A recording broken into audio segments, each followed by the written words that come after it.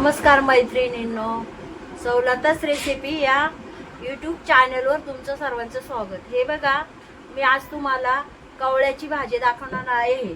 ही भाजी श्रावण महिन्यात येते आणि ही रानातली रानभाजी आहे। खूप गुणधर्म आहेत ह्या भाजीमध्ये। ही भाजी मी आज तुम्हाला दाखवणार आहे। हे बघा, ही अशी आहे।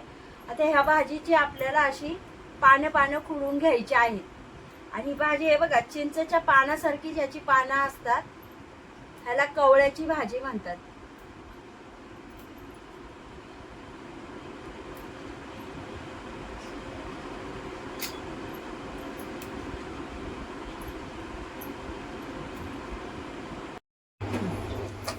ही मी आता कढई ठेवलेली आहे आपली भाजी करण्यासाठी। 2 चमचे तेल टाकत आहे।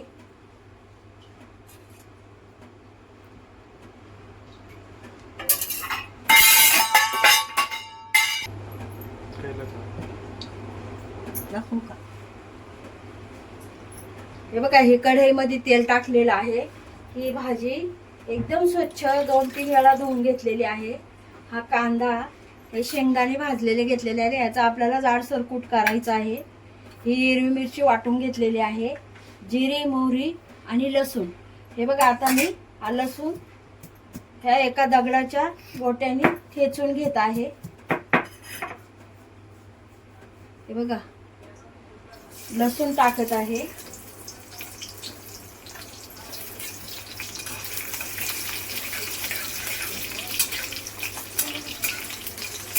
लसूण थोडा गरम झालेला आहे। आता हा कांदा टाकायचा आहे।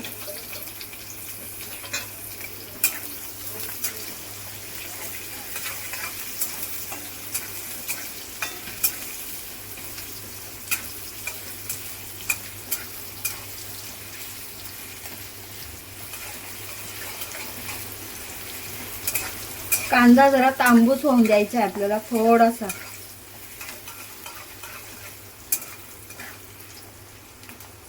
बघा, कांदा परतला आहे। आता आपल्याला याच्यात अर्धा चमचा राई टाकायची आहे। जिरं आपण थोडंसं जास्त टाकू। हे बघा, जिरं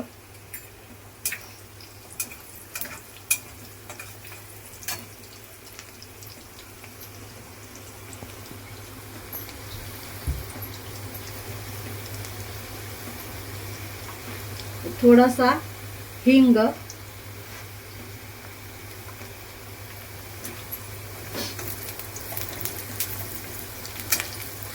आता ही मी हिरवी मिरची वाटून घेतलेली आहे।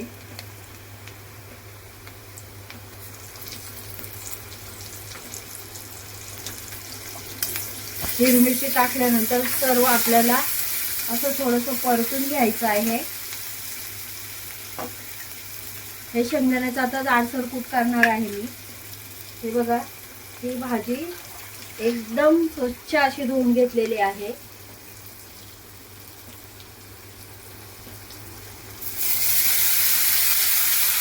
परतून झाल्यानंतर ही भाजी टाकायची आहे। बघा, आपल्याला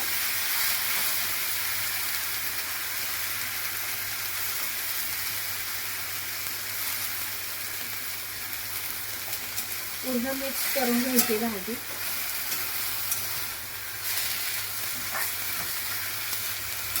एकदम चविष्ट अशी ही रानभाजी आहे।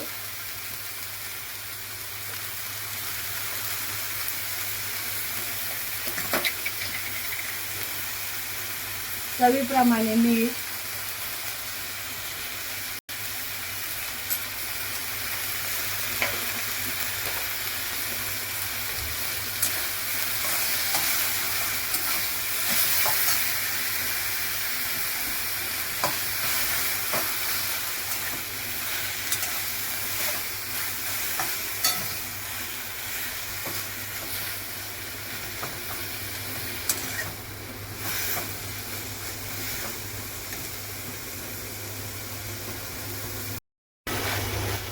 हे बघा, ही भाजी आता शिजलेली आहे। ही आता आपल्याला शेंगदाण्याचा कूट टाकायचा आहे। थोडासा जाडसर वाटलेला आहे मी। आणि पालेभाज्यांमध्ये शेंगदाण्याचा कूट थोडासा जाडसरच चांगला वाटतो.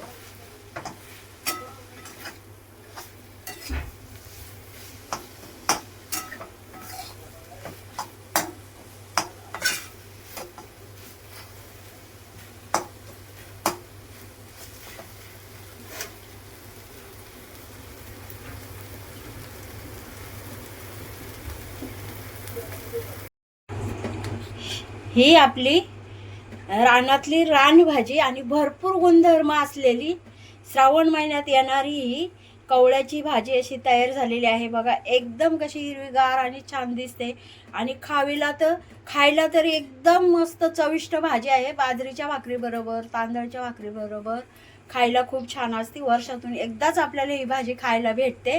ही रेसिपी आवडल्यास लाईक करा आणि सबस्क्राईब करा.